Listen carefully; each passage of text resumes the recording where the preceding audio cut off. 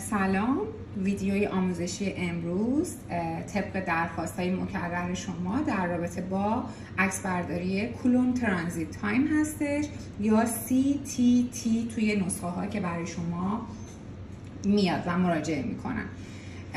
اول از همه بگم که بچه‌ها خوندن کپشن این ویدیو رو از دست ندین، چون یک توضیح مختصر و کوتاه در رابطه با اینکه خود کولون ترانزیت تایم چی هستش و چرا انجام میشه و در نهایت ریپورتش به چه صورت هستش، عکس برداریش به چه صورت هستش توی کپشن توضیح میدم و آموزش 0 تا 100ش از نظر من میشه گفت از نحوه آماده کردن کپسول های مورد استفادهش تا نوبت دهی بیمار و اینکه چه عکسایی رو در چه بازه زمانی برای این بیمار باید انجام بدیم.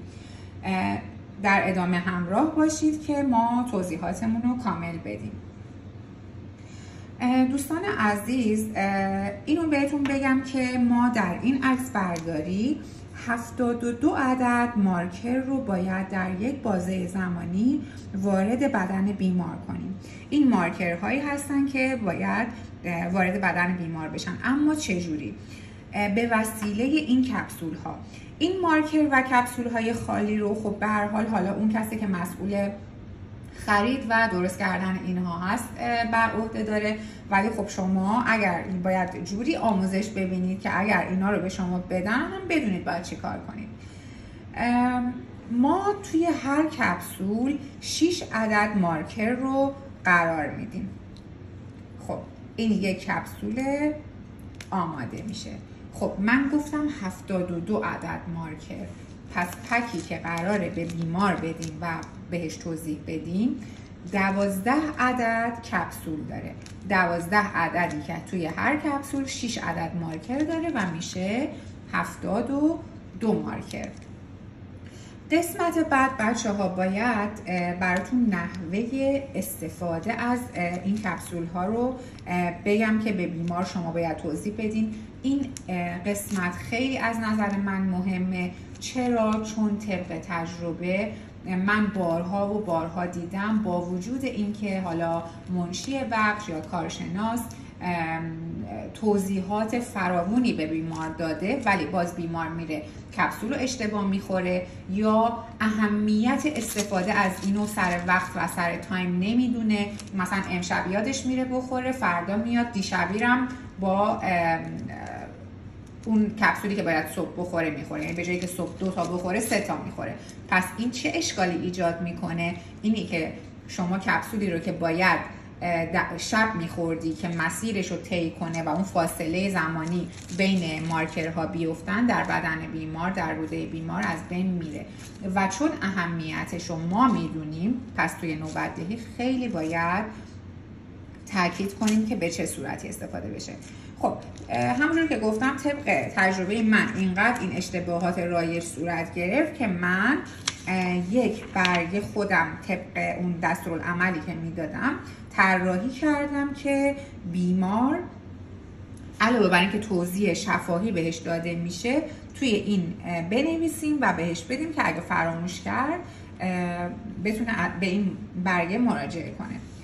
خب اول از همه بگم به بیمار میگه، چون این عکس برداری اکثر بیمارایی که مراجعه میکنن یبوست مزمن دارن و ممکنه داروهای ملین استفاده میکنن برای درمان یبوستشون.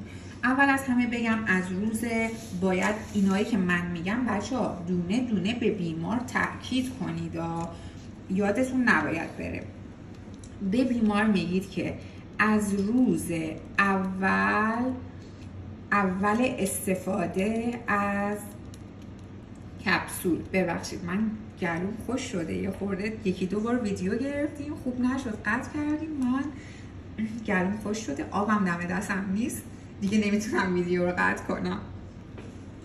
از روز اول استفاده از کپسول تا پایان، من نمیتونم صحبت کنم، اینو میخوای نگه دار تا یه لیوان آب بخورم.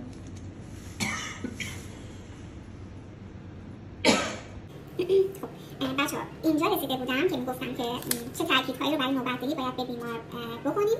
اینی که بیماری که مراجعه میکنه اول از همه بهش میگیم از روز اول استفاده از اولین کپسول تا روزی که آخرین عکسبرداری رو اینجا انجام میدی که یک بازه زمانی یک هفته‌ای میشه. اصلا نباید به هیچ عنوان ملایم استفاده بشه. ببین توی این برگم نوشتم مصرف ملایم و روان کننده شکم از روز مصرف کپسول ها تا پایان عکسبرداری روز آخر ممنوع می باشد. علاوه بر اینکه اینجا نوشتین اینو باید حتما منشی تاکید شفاهی هم به بیمار بکنه. خب بچه‌ها کپسول ها رو توی این عکسبرداری 3 روز بیمار باید مصرف کنه و بعد از 3 روز روز چهارم، یعنی از روز اول که بخوایم حساب کنیم که کپسول رو مصرف کرده، روز چهارم یک عکس داره و روز هفتم یک عکس دیگه. ببخشید. خب توی این برگه من به خاطر که بیمار خب ما یه بازه زمانی 7 روزه احتیاج دیگه، من 2 هفته از روزهای هفته رو پشت سر هم نوشتم و همونجور که میبینید، حالا البته بچه‌ها عکس اینو آخر ویدیو میذارم، میتونید اسکرین شات بگیرید و هر روزو در زمان مصرف یه صبح و شب ساعت مثلا فلان و اینکه تعداد مصرف رو اینجا نوشتم و تاریخ هم زدم، یعنی بیمار راه درمان نداره که بگه اشتباه کردم. توضیحات دیگه اضافه هم اگر خواستید میتونید اینجا بنویسید، یعنی اینقدر که این بیمارا همه اشتباهاتشون رو میندازن گردن ما. روز هفته رو زدیم، تاریخ رو زدیم، زمان مصرف رو زدیم، تعداد مصرف هم زدیم، اینم بهتون بگم باز میان اشتباه هم میکنن. خب یک نکته که برای نوبت‌دهی، حالا علاوه بر اینها باید بهتون بگم بچه‌ها، شما اول کسی که میخواد نوبت بده اول باید توی تقویم نگاه کنید، یعنی باید بدونید وقتی که 3 روز مصرف کپسول داره، روز چهارمی که باید بیاد عکس بگیره و روز هفتمی که باید بیاد عکس بگیره توی تعطیلی نیفته. یه وقت شما مرکزتون مرکز خصوصی هستش و روزهای تعطیل مرکز تعطیله، شما میای بهش نوبت‌دهی مصرف دارو رو بهش میگی مثلا به فرض از شنبه شروع کن. خب شنبه مصرف میکنه، یک شنبه مصرف میکنه، دو شنبه مصرف میکنه، سه شنبه که روز چهارم باید بیاد عکس برداری کنه تعطیله و شما نیستید. خب پس باید یه جوری بهش نوبت بدین که روز چهارم و روز هفتمش توی تعطیلی نخوره. مثلا بیمار حالا دوشنبه، سه شنبه یا چهارشنبه اومده میخواد نوبت بگیره، خب شما میای نگاه میکنی، خب میگی پنجشنبه بهش بگم مصرف کنه، پنجشنبه، یک، دو، 3 روز مصرف، روز چهارم میاد عکس میگیره. خب روز پنجم، ششم، روز هفتم هم باید بیاد عکس بگیره. امیدوارم درست توضیح داده باشم، متوجه شده باشید. این خشکی گلوی من برطرف نشد. خب پس شد ما اول توی تقویم نگاه میکنیم، زمان بندی مصرف دارویی که میخوایم به بیمار بدیم باید جوری باشه که مطمئن باشیم روز چهارم و هفتمش توی تعطیلی نمیفته اگر که مرکز شما روزای تعطیل هستش. خب حالا مصرفش به چه صورت هستش؟ ببین مثلا من گفتم پنجشنبه، خب اینجا دیگه تاریخ و کار ما اینجا تاریخ نزدیم دیگه، 2 هفته رو روزای هفته رو نوشتیم. مثلا من به بیمار گفتم پنجشنبه اولین روز مصرف دارو باشه. داروها رو باید هر 12 ساعت، میگم دارو کپسول ها رو هر 12 ساعت یه 2 تا مصرف کنه. پس ما اصولا مثلا بهش میگیم 8 صبح، 9 صبح، یه جوری باشه که اگر زمانش افتاد به مثلا شب بیاد، باز یه ساعتی باشه که شما باشید، مثلا بهش نگید 11 صبح بخوره با 11 شب، بعد یه وقت بیفته که مثلا 11 شب بخواد بیاد و شما مرکزتون تعطیل باشه، همون حدود 8 تا 9 صبح اوکی هستش فکر می‌کنم.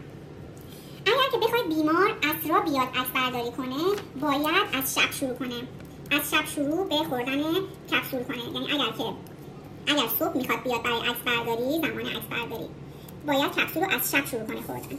اگر عصر میخواد بیاد یا همون شب میخواد بیاد مرکزتون برای عکس برداری، باید از صبح شروع کنه، از صبح شروع به مصرف کنه، یعنی 8 صبح مثلا 8 شب. ولی اینجا اگر بخواد استفاده کنه 8 شب اولی رو میخوره، بعد 8 صبح همینجور به همین منوال هر 12 ساعت یه دونه. چرا به این صورت هستش بچه‌ها؟ چون وقتی که آخرین 2 تا کپسولی که میخواد میخوره بیمار 24 ساعت بعدش میاد عکس میگیره، یعنی روز سوم مثلا ساعت 8 شب 2 تا کپسول آخرش رو خورده، 24 ساعت بعد که روز چهارم میشه 8 شب میاد عکس میگیره. خب حالا من یه دور اینجا براتون از 8 برای صبح اومدن بیمار، برای شب اومدنش توضیح میدم، یه بار برای صبح اومدنش.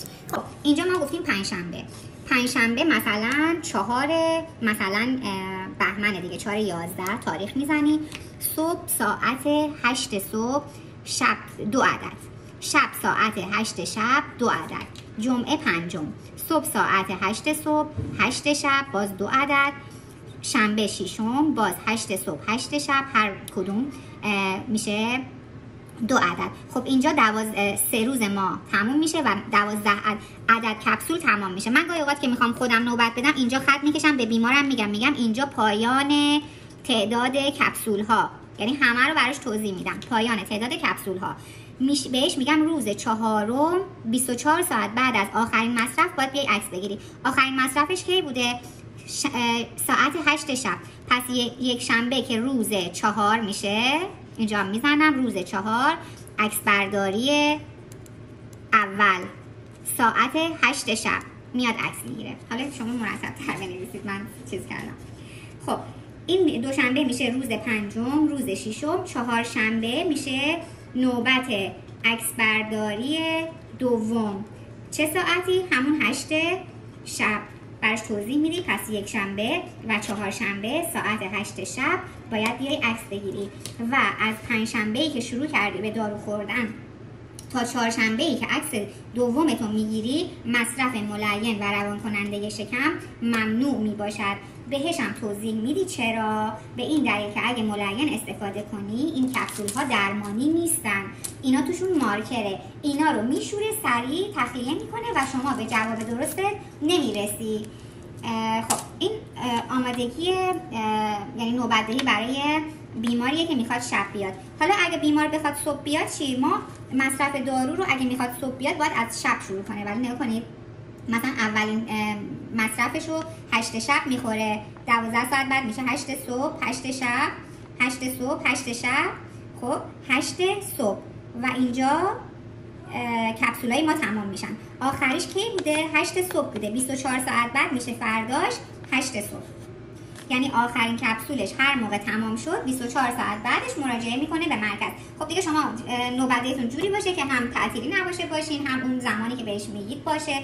دیر و زود نباید بخوره. اگه مثلا یه شب یادش رفت و فردا نیاد تکرارش کنی بیشتر بخوره، یا گاهی اوقات بیمار میاد ما داشتیم همه رو با هم میخوره، یا چه میدونم میاد روز 4 اشتباه میکنه روز 4 هم باز کپسول داره، یا هر وعده‌ای که میخوره یک عدد میخوره، یعنی به این 2 عددا توجه نمیکنه، یک دونه کپسول میخوره و میبینه روز 4 دوباره همون 6 تا کپسول اضافه آورده. خب پس این بچه‌ها نحوه نوبت‌دهیش هستش. مرحله بعد عکس برداریش هستش. شما هر 2 روز یک دونه کیوبی براش میگیرید.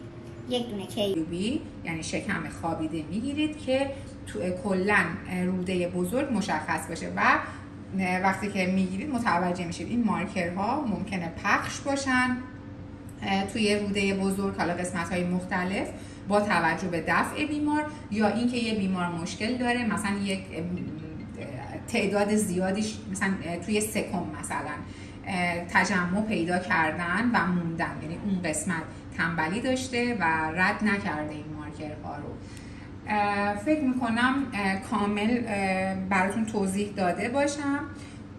خودم ویدیو رو میبینم، هر چیزی کم بود دوباره توی کپشن من سعی میکنم اضافه کنم و اینکه هر سوالی داشتین در رابطه با نوبت‌دهی توی کامنت ها ازم بپرسید، توی دایرکت نپرسید که دوستان دیگه جوابی که میدم ببینن.